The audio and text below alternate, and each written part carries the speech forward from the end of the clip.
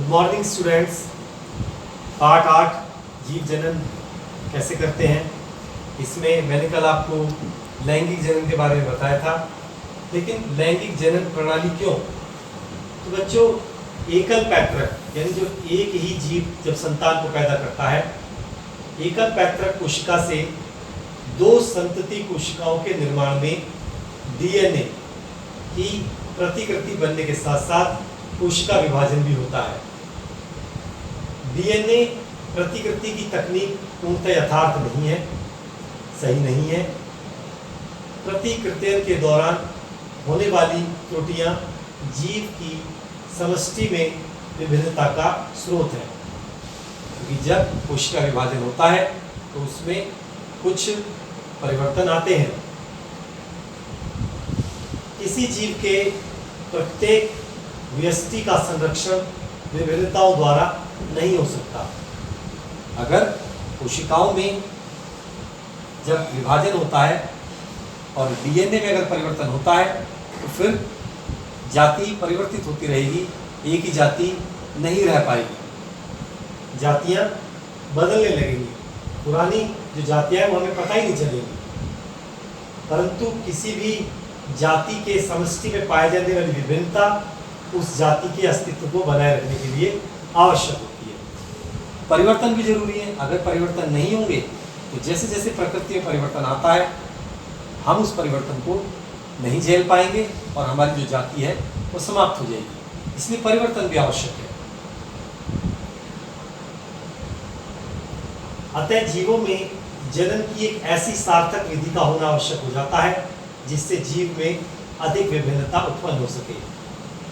वैसे डीएनए प्रतिकृति की जो प्रणाली है पूर्ण रूपेण त्रुटि रहित भी नहीं है, उसमें पूर्णतः गलत भी नहीं है, किंतु यह इतनी परिशुद्ध अवश्य है जिससे विभिन्नता अत्यंत धीमी गति से उत्पन्न होती है। यदि डीएनए प्रतिकृति की क्रियाविधि कम परिशुद्ध होती तो इस प्रकार से बनी डीएनए प्रतिकृतियां कोशिकीय संरचना के साथ साथ सामंजस्य नहीं रख पाती।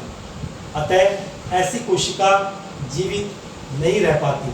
प्रत्येक डीएनए प्रतिकृति में नई विभिन्नताएं तो उत्पन्न होती ही हैं, उसके साथ पूर्व पीढ़ियों की विभिन्नताएं भी प्रतिकृति की संग्रहित होती रहती हैं।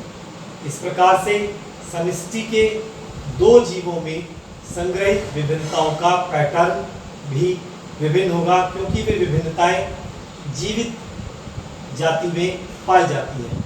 अतः इससे स्पष्ट हो जाता है कि ये विभिन्नताएं जीव के लिए हानिकारक नहीं है। लैंगिक जनन में दो या अधिक एकल जीवों की अलग अलग विभिन्नताओं के संयोजन से विभिन्नताओं का एक नया संयोजन उत्पन्न हो जाता है।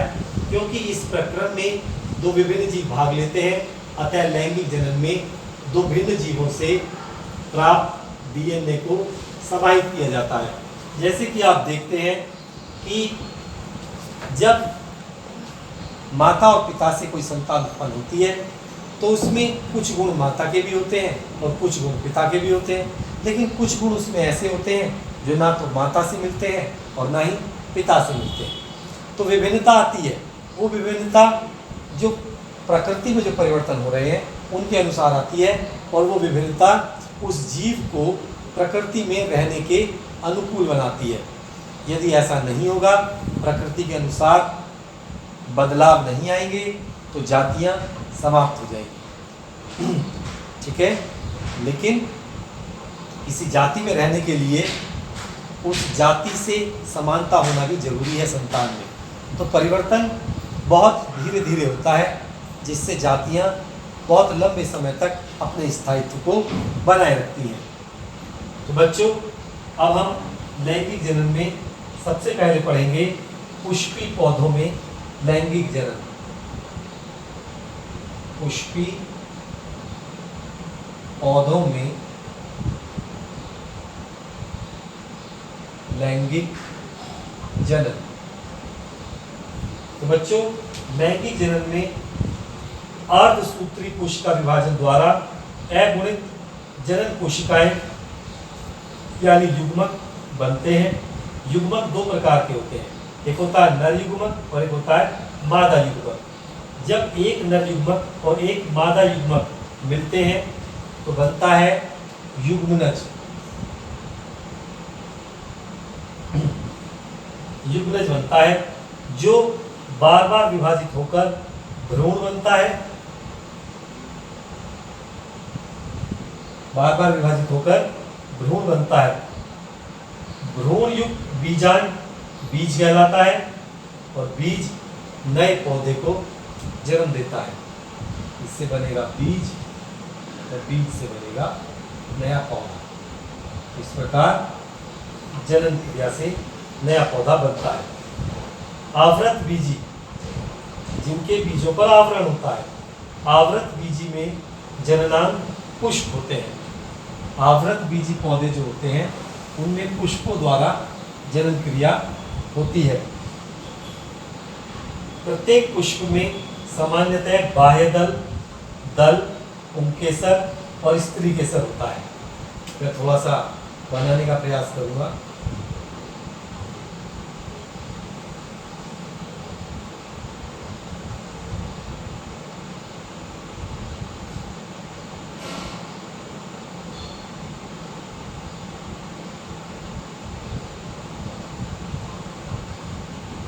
ये बाह्य दल होता है बच्चों, ये दल होता है पंखुड़ियाँ, ये भी एक पंखुड़ी मैंने दिखाई है।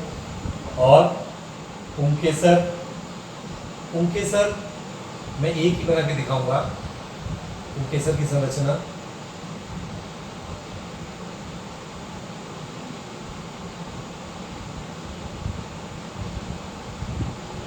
इस तरह की संरचना होती है। पुंकेसर नीचे से पतली डंडी की तरह, ऊपर से मोटा मुट्ठी की तरह होता है। तो ये पुंकेसर है। एक होता है स्त्री केसर, ठीक है। स्त्री केसर किस तरह का होता है समझ लीजिए जरा।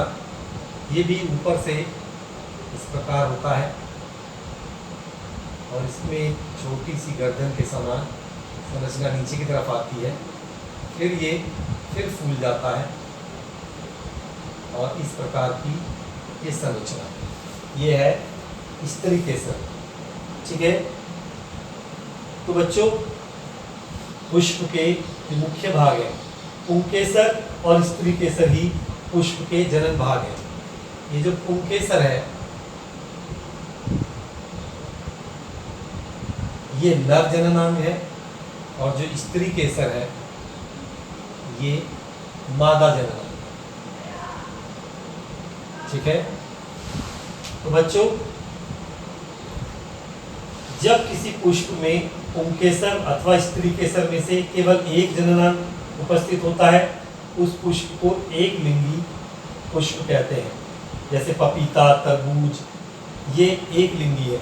इनमें पुष्प में या तो पुंकेसर होगा या स्त्री केसर होगा। और जिनमें दोनों उपस्थित होते हैं जैसे गुड़हल है, सरसों है, नीम है, उन्हें हम द्विलिंगी पौधा या पुष्प कहते हैं, ठीक है। या उभयलिंगी भी उनको हम कहते हैं। तो मैंने बताया आपको कि बाह्य दल पुंज और दल के बाद पुष्प का तीसरा चक्र होता है पुंकेसर। पुंकेसर सामान्यतः प्रत्येक पुंकेसर के 3 भाग होते हैं। एक होता है पुतंतु, एक होता है परागकोश और दूसरा होता है योजी, ठीक है। तो ये इसका जो बाहर वाला भाग है इसे कहते हैं हम परागकोश और इसका बीच का जो भाग होता है उसे योजी कहते हैं। और जिस क्षण से वो जुड़ा होता है जिस शाखा के समान संरचना से उसे पुतंतु कहते हैं, ठीक है। तो इस प्रकार प्रत्येक परागकोश के परागगुटों में असंख्य सूक्ष्म संरचना, जो परागगुट है ये जो ऊपर मोटा सा भाग है, इसमें बहुत छोटे छोटे कण भरे होते हैं जिन्हें हम परागकण कहते हैं। क्या कहते हैं इन्हें हम? परागकण, इंग्लिश में पूलिंग ग्रेन्स कहते हैं। परागकण सामान्यतः पीले रंग के पाउडर के समान होते हैं। परागकणों का निर्माण परागकोश के परागगुटों में परागकण मात्र कोशिका के अर्धसूत्री विभाजन के फलस्वरूप होता है। अतः परागकण अगुणित संरचनाएं होती हैं। अब पुष्प का जो मादा जनन भाग है वो है जायांग, इसे जायांग भी कहते हैं। जायांग कह दो या स्त्री केसर कह दो, एक ही बात। जायांग यह पुष्प का चौथा चक्र है। यह पुष्प के केंद्र में स्थित होता है। यह पुष्प का मादा जननांग है, अतः एक या अनेक अंडकों का बना होता है। प्रत्येक अंडक के अग्रलिखित 3 मुख्य भाग होते हैं। पहला है अंडाशय, यह पुष्पाशन से लगा जायांग का चौड़ा और फूला हुआ भाग होता है। यह है अंडाशय, ठीक है। इसमें एक या अनेक बीजांड होते हैं। अंडाशय के अंदर बीजांड के एक छोटे से डंठल द्वारा लगा रहता है, जिसे बीजांड ग्रंथ कहते हैं। जिस पर बीजांड रस से जुड़ता है उसे नाभिका या हाइलम कहते हैं। बीजांड के अंदर का अधिकांश भाग बीजांड काय का बना होता है। यह चारों ओर से 2 परतों से ढका होता है, जिसे अध्यावरण कहते हैं। बीजांड के अग्रभाग में एक छिद्र सा रहता है, जिसे बीजांड द्वार कहते हैं। बीजांड काय के भीतर एक थैलीनुमा संरचना होती है, जिसे भ्रूण कोश कहते हैं। भ्रूण कोश के अंदर बीजांड द्वार की ओर स्थित 3 विशेष कोशिकाएं होती हैं, जिनमें से 2 सहायक कोशिकाएं व एक अंड कोशिका होती है। अंड कोशिका का निर्माण अर्धसूत्री विभाजन के फलस्वरूप बने मेगास्पोर से होता है, अतः ये अगुणित होती हैं, ठीक है। अंड कोशिकाओं की मादा युग्मक है ये यहाँ पर। भ्रूण कोश के निर्माण वाले सिरे पर 3 प्रतिमुख कोशिकाएं व मध्य में 2 केंद्रक होते हैं। मध्य में स्थित दोनों केंद्रक संयुक्त होकर एक द्वितीय केंद्रक बनाते हैं। तो ये था अंडाशय का वर्णन। इसके बाद जो दूसरा भाग है वह है वृत्तिका।